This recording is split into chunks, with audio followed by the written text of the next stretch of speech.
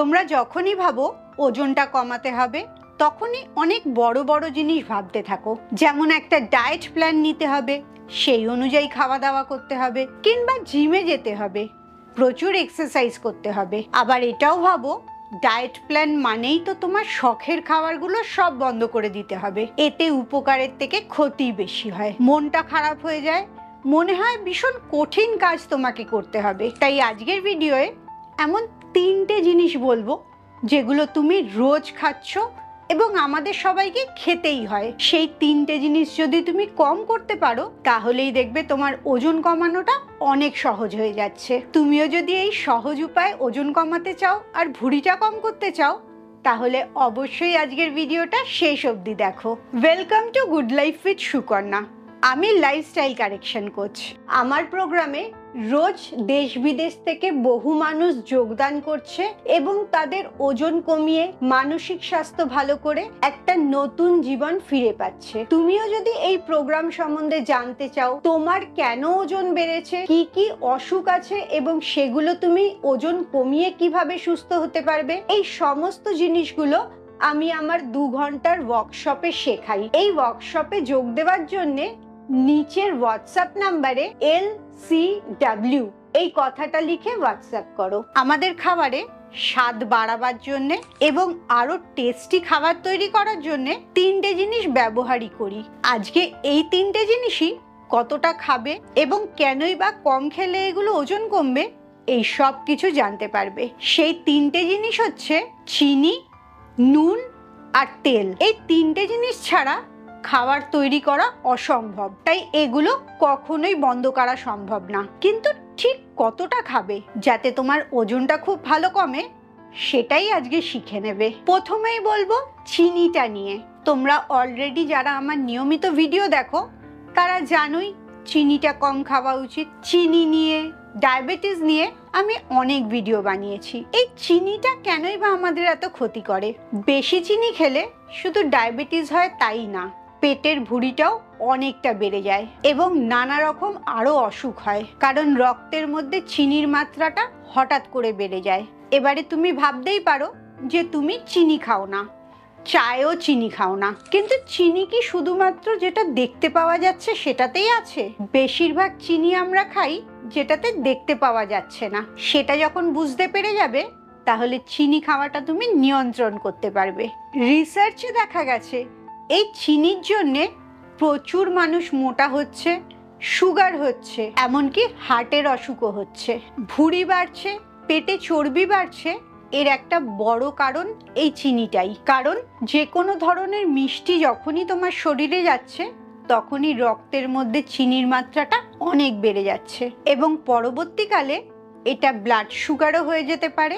যখন insulin resistance হয়ে যাচ্ছে আবার ভুঁড়িটা প্রচুর বেড়ে যেতে পারে। আসলে কতটা চিনি খাওয়া উচিত সেটা আগে জেনে নাও। আমেরিকান হার্ট অ্যাসোসিয়েশন AHA বলেছে প্রত্যেকটি ছেলের রোজ 9 চামচ বা 36 গ্রাম, আরো সহজভাবে বুঝতে গেলে 150 ক্যালোরি চিনি খাওয়া উচিত। আর প্রতিটি মেয়ের রোজ 6 চামচ বা 25 গ্রাম বা 100 ক্যালোরি চিনি খাওয়া উচিত।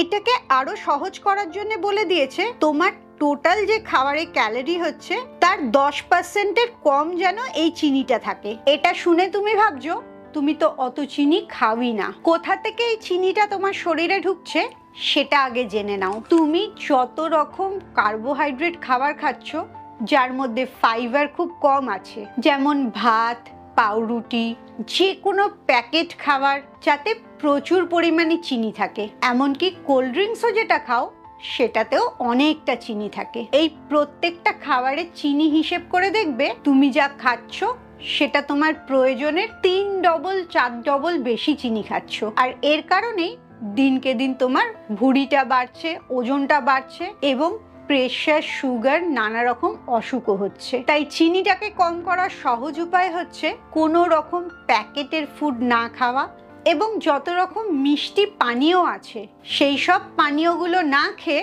শুধু জল বা লেবুর জল খাওয়াটাই সবচেয়ে ভালো।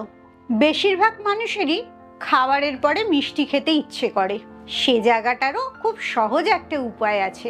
বাঙালিদের সবচেয়ে পছন্দের মিষ্টি, যখনই তোমার এই মিষ্টিটা খেতে ইচ্ছে করবে যার মধ্যে প্রচুর চিনি আছে আর কোনো ক্যালোরি নেই, তখনই তুমি এই মিষ্টিটাকে বদলে নিয়ে জায়গায় নেবে এক বাটি ফল, তোমার পছন্দ মতো ফল, যাতে মিষ্টি খাওয়ার ইচ্ছেটাও কমবে। এর মধ্যে প্রচুর নিউট্রিশন আছে, ফাইবার আছে, ভালো মিনারেলস আছে, ভিটামিন আছে, যেটা খেলে তোমার মিষ্টি খাওয়ার ইচ্ছেও কমে যাবে, আবার পুষ্টিগুণও পাবে। এভাবেই চিনি খাওয়াটাকে কম করো, দেখবে ওজন কমাটা অনেক সহজ হয়ে যাচ্ছে। এবারে 2 নম্বরটা বলি, সেটা হচ্ছে নুন। নুনটা খুবই প্রয়োজনীয় জিনিস। যে কোনো খাবার নুন না দিলে তার কোনো স্বাদ হয় না। কিন্তু কতটা নুন খাওয়া উচিত আমাদের? ওয়ার্ল্ড হেলথ অর্গানাইজেশন WHO বলেছে প্রতিটি অ্যাডাল্টের 2000 মিলিগ্রামের থেকে কম সোডিয়াম রোজ খাওয়া উচিত, যেটা 5 গ্রাম হয়। 5 গ্রাম মানে লেভেল করে 1 চা চামচ। এখানেও তুমি হয়তো ভাবছো অতটা নুন তুমি খাওই না, তুমি তোলা নুন হয়তো খাও না, সব রান্নাতে যা নুন দেওয়া হয়, তারপরে চিপসটা খেয়ে নিলে কিংবা কোনো নোনতা জিনিস খেয়ে নিলে, নোনতা বিস্কিট খেয়ে নিলে, এই সমস্ত জায়গা থেকেও প্রচুর নুন তোমার শরীরে ঢুকছে। যত বেশি নুন তোমার শরীরে থাকবে তত তোমার শরীরটা জলে ফুলে যাবে, ওয়াটার রিটেনশন হয় শরীরে, এবং তাতে ব্লাড প্রেশারটাও অনেক বাড়তে থাকে।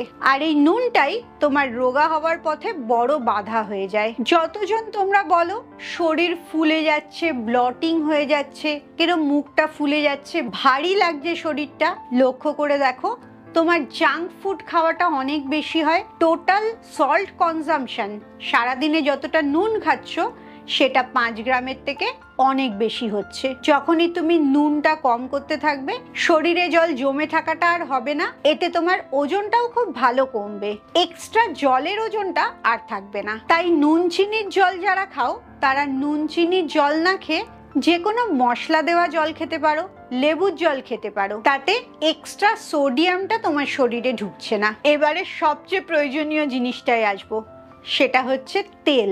স্যাচুরেটেড ফ্যাট, যেটা আসলে খুব ক্ষতিকারক, রক্তের মধ্যে জড়ো হতে থাকে, সেটা অনেক রান্না করার তেলেই পাওয়া যায়। এই স্যাচুরেটেড ফ্যাটের জন্য তুমি অনেক বেশি মোটাও হচ্ছ আর তোমার হার্টের স্বাস্থ্যটাও খারাপ হয়ে যাচ্ছে। কতটা তেল রোজ খাওয়া উচিত সেটা শুনলেই বুঝতে পারবে তোমার তেল খাওয়াটা ঠিক আছে না প্রচুর বেশি আছে। ডায়েটারি গাইডলাইন বলেছে প্রতিটি অ্যাডাল্ট মহিলার রোজ 1.5 থেকে 2 টেবিল চামচ তেল খাওয়া উচিত, এবং প্রত্যেকটি পুরুষের 2 থেকে 2.5 টেবিল চামচ তেল খাওয়া উচিত। কিছু এক্সপার্ট এটাও বলে থাকে রোজ 4 টিস্পুন বা 20 গ্রাম তেল খাওয়া উচিত। রোজ যদি তুমি 20 গ্রাম তেল খাও, তাহলে মাসে তুমি কত গ্রাম তেল খাচ্ছ হিসেব করো। 600 গ্রাম তেল খাচ্ছ। তোমার বাড়িতে যদি 4টে লোক থাকে, তাহলে 600 ইন্টু 4, 2400 গ্রাম, মানে 2.5 লিটারের থেকেও কম তোমার তেল ব্যবহার করা উচিত। তুমি বাড়িতে কতটা তেল ব্যবহার করছো এবারে সেটা হিসেব করে নাও। প্রতিটি মানুষের 600 গ্রাম তেল। এই তেলটার মধ্যে কিন্তু সাদা তেল, সর্ষের তেল, ঘি, মাখন সব কিছু পড়ছে, তাহলে বুঝতেই পারছো কতটা তেল খাওয়া উচিত। রান্না করার সময় যত কম তেল দিয়ে রান্না করতে পারবে সেটা তোমার শরীরের জন্য ততই ভালো, এবং যে ফ্যাটটা তোমার শরীরের দরকার সেটা যেন ভালো সোর্স থেকে আসা উচিত। যেমন রোজ নাটস অ্যান্ড সিডস খাওয়া উচিত, গোটা ডিম খাওয়া উচিত, নারকোল খাওয়া উচিত। এই জিনিসগুলো থেকে তোমার শরীর ভালো ফ্যাট পাবে, যে ফ্যাটটা উপকার করবে তোমার। ফ্যাট সলিউবল ভিটামিন গুলোকে তোমার শরীরে মিশতে দেবে। তাহলে বুঝতেই পারলে একটু একটু করে যদি তোমার জীবনে নুন, চিনি আর তেলটাকে কম করতে পারো, তাহলে অটোমেটিক্যালি তোমার ওজনটা কমতে থাকবে, অসুস্থ হওয়ার সম্ভাবনাটা অনেক কমে যাবে। শুধু তাই না, যারা অসুস্থ হয়ে গেছে, যাদের ব্লাড সুগার, হার্টের অসুখ, হাই ব্লাড প্রেশার আছে, তারাও যদি এই 3টেকে কম করতে পারো, তাহলে এই অসুস্থতার থেকে বেরিয়ে আসতে পারবে। এই ছোট ছোট জিনিসগুলোকে ঠিক করলেই বড় জিনিস নিয়ে মাথা ঘামাতে হয় না, রেজাল্টটা এমনিতেই ভালো আসে। তুমি এই 3টের মধ্যে কোনটা বেশি খাও অবশ্যই আমাকে কমেন্টসে জানাও। খুব ভালো থাকো, মানসিক আর শারীরিকভাবে একদম সুস্থ থাকো। আবার পরের ভিডিওতে